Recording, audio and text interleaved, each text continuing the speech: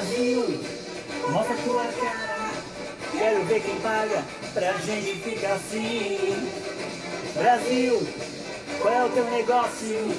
Nome do teu sócio, confia em mim.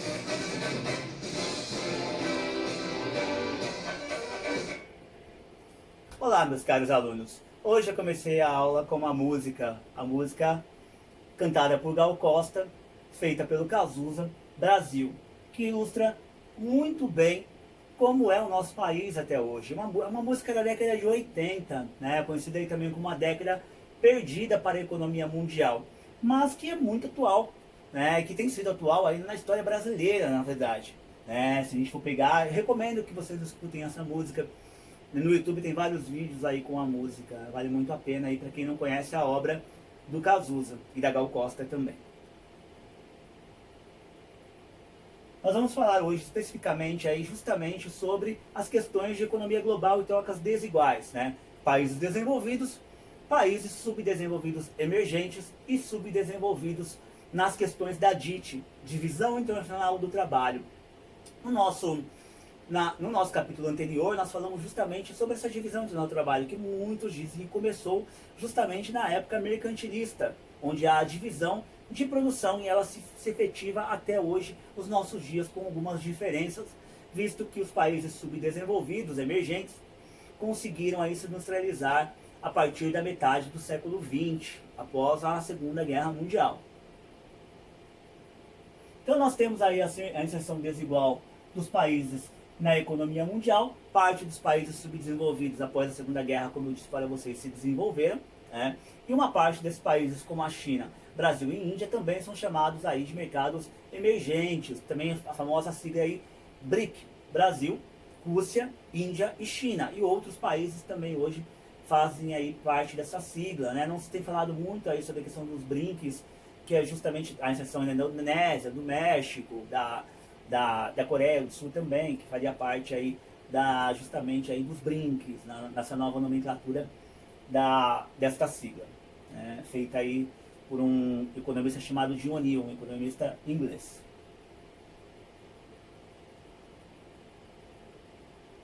Então nós temos aí, no início do século XX, como eu falei para vocês, os países subdesenvolvidos, eles eram especificamente apenas países agroexportadores, né, era apenas essa parte aí da economia comercial, e à metade do século XX nós temos uma grande transformação em tudo isso. Mas essa transformação ainda é um pouco complicada, porque as mercadorias hoje, elas que circulam entre os países, elas podem ser classificadas em alguns tipos. Primeiro, commodities primários. Quais são os commodities primários? Justamente mercadorias em estado bruto, né? Produtos primários que sofrem ou não sofrem nenhuma alteração, como café, soja, carne, os minérios de ferro. O Brasil é o segundo maior produtor de minério de ferro do mundo. Também somos grandes produtores aí de manganês e alumínio também, ok? Produtos com intenso uso de mão de obra e recursos naturais. Produtos de baixa intensidade tecnológica que utilizam tecnologia manual, como papel, celulose, algodão, os têxteis também, né? Não é algo que precise de um avanço tecnológico ou de uma inteligência supradimensionada para a sua produção industrial. E aí nós temos justamente aí produtos de média, baixa intensidade tecnológica, como borracha, produtos plásticos, derivados de petróleo e outros combustíveis também, ok? E produtos de média alta tecnologia, que são equipamentos mecânicos, produtos químicos, automóveis e máquinas elétricas. E produtos de alta intensidade tecnológica, como os aparelhos eletrônicos de informática, os nossos celulares, televisões, cada vez mais modernas, né, computadores, também cada vez mais modernos e cada vez em menos desuso, justamente porque hoje a tecnologia está na nossa mão, na palma da nossa mão, caso aí dos celulares hoje. Tanto é que nessa questão da pandemia, é até interessante a gente comentar aí da questão do Covid-19, alguns professores, na hora de montarem suas aulas, descobriram que não tinham computador para montar as suas aulas. Né? Não é o meu caso, eu tenho computador. Sempre precisei de computador, tanto é que eu ainda uso mouse, para vocês terem uma ideia, eu não consigo usar a bendita, aquele mouse do computador. Sou velho. E aí nós temos aí a participação por produtos de exportações mundiais de mercadoria. Né? E aí nós temos essa divisão por não especificado, combustíveis, produtos e a divisão ao longo da história foi mudando, vocês podem observar isso. Em 1900, as manufaturas respondiam por 40%. Os produtos agrícolas eram os principais, 57% de tudo era o produto agrícola. E os combustíveis e produtos de mineração, 3%. E vamos lá no final, e aí o restante aqui vocês podem analisar depois com mais calma nos slides que estão disponíveis para vocês na biblioteca da Moderna Compartilha.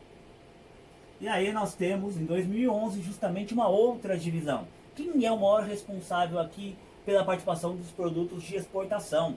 É justamente os manufaturados. A China principalmente produz muitos produtos manufaturados. E nós sabemos hoje que a China domina o mercado mundial. Hoje é o principal exportador do mundo de manufaturados. Uma preocupação aí para os Estados Unidos. Acho que muitos de vocês têm acompanhado a grande polêmica entre o Trump, né, e a China aí justamente com essa questão de produção manufaturada, porque a China, eu não sei se a gente pode usar o termo roubou o mercado dos Estados Unidos, mas a gente pode dizer que tomou o mercado dos Estados Unidos aí em vários produtos manufaturados, né? Existe uma guerra comercial entre os dois países e quem anda ganhando essa guerra comercial é a China, a gente não pode negar.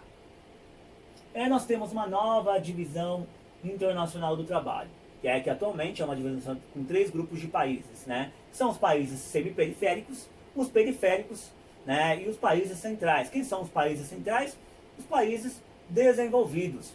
E os países semiperiféricos? Brasil é um país semiperiférico, são os países subdesenvolvidos emergentes, ok? E aí nós temos os periféricos, grande parte deles na África e também na Ásia. Na Ásia Oriental, aí nós temos vários países também que são periféricos, predominantemente agroexportadores, enquanto os países centrais produzem tecnologia. Aqui nós temos alguns exemplos de países centrais, alguns exemplos aí de países centrais para vocês, ok? E aí, deem uma olhada depois também nessas informações que está lá na página 568 e 569 do livro de vocês. E aqui nós temos a evolução das exportações mundiais por nível de desenvolvimento ao longo da história mundial. E aí nós temos aqui, vamos achar aqui, Estados Unidos. Estados Unidos em 1980, ele era responsável por 11% das exportações no mundo, ok? Em 2011, ele era responsável por 8% das exportações do mundo, ok? Japão era responsável por 6%, caiu aqui 1%, foi para 5%. O mais interessante é nós acharmos a China. Vamos achar a China aqui em 1980. A China era responsável por 1% das exportações mundiais. 1% apenas das exportações mundiais. E olha que salto grande que a China dá em 2011. Em 2011, a China é responsável aí por mais ou menos, vamos achar a China aqui, 11% das exportações mundiais. Você sai de 1% e vai para 11%. Ela tomou mercado aqui de vários países, pegou percentual aqui dos Estados Unidos, pegou do Japão, né? Houve um crescimento muito grande nessas questões. A Índia também. A Índia, vamos achar a Índia em 1980. A Índia não está em 1980, a Índia nem está nas exportações mundiais. Olha que interessante. E em 2011 a Índia representa aí 2% de crescimento nas exportações mundiais do planeta. E aí nós temos o nosso país, que a gente não pode deixar de falar dele. Em 1980 o Brasil tinha 1% das exportações mundiais. Que interessante, 1%. Será que houve crescimento em 2011? Veremos. Em 2011 o Brasil continuou com 1%. Lastimável, muito triste. E vamos fazer uma comparação com o México, porque é o que mais se aproxima aí das nossas condições econômicas e sociais. O México tinha 1% aí da economia mundial, das exportações em 1980. Em 2011, o México responde aí por 2%, um crescimento de 100% na responsabilidade das exportações do mundo. O nosso país continua na mesma, enquanto o México cresceu economicamente. Tem vários fatores para esse crescimento mexicano, óbvio. Tem as questões aí da participação no NAFTA, né, que é justamente aí o Tratado de Livre Comércio da América do Norte, em que faz parte Estados Unidos, Canadá e México. Estados Unidos beneficiou o México nessas questões. Óbvio, também se comenta muito as questões de exploração do México, da população mexicana, né? É uma mão de obra mais barata, e isso faz com que haja exploração. Mas também houve crescimento econômico, isso é inegável. Isso é um vídeo que está disponível para vocês no final aí dos slides, assistam. Provavelmente uma das nossas atividades dessa semana é bem provável que será para vocês assistirem um vídeo, e aí provavelmente farei algumas perguntas sobre o vídeo para alguns alunos. Vamos continuar. E aí nós temos os grupos dos 20 países mais ricos e o G8, que é também dos 8 países mais ricos aí, organizados aí em 1999. O G20, composto por 19 países desenvolvidos e em desenvolvimento.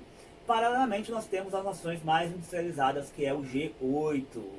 Em 2014, a Rússia foi suspensa do G8, aquele caso da Crimeia, né, que foi aquela região a região autônoma que eles retomaram da Ucrânia, era deles, né? E eles retomaram da Ucrânia, o governo russo deu para o governo ucraniano na época da União Soviética, mas o fim da União Soviética fez com que a Ucrânia acabasse ficando com a região. Em 2014, aí a Crimeia voltou, a Rússia não está mais suspensa do G8 também, né? Isso foi em 2014, ela já voltou aí a fazer parte do G8 também, ok? E aqui nós temos justamente aí o G20 e o G8, os países que fazem parte do G20 e G8, que está lá na página 569 aí do nosso livro, ok? Então também deem uma olhada nesse mapa, as questões cartográficas são muito importantes aí para a gente entender as questões mundiais, somente econômicas e sociais. Aqui nós temos um gráfico que mostra a participação das potências econômicas que realizaram 80% do comércio mundial em 2010, ok? Apenas 10 países apenas monopolizavam por volta de 50% de todas as exportações do mundo. Olha que interessante, China, Estados Unidos, Alemanha, Japão, França, Países Baixos, Reino Unido, Itália, Coreia do Sul. Esses países contemplavam 50% de todas as exportações mundiais do planeta. Então, existe uma desigualdade econômica e social muito grande que foi justamente imposta pela globalização. Como eu disse para vocês, a globalização dá uma falsa impressão de que somos ricos, que todos temos direito a comprar, o capitalismo, essas questões todas.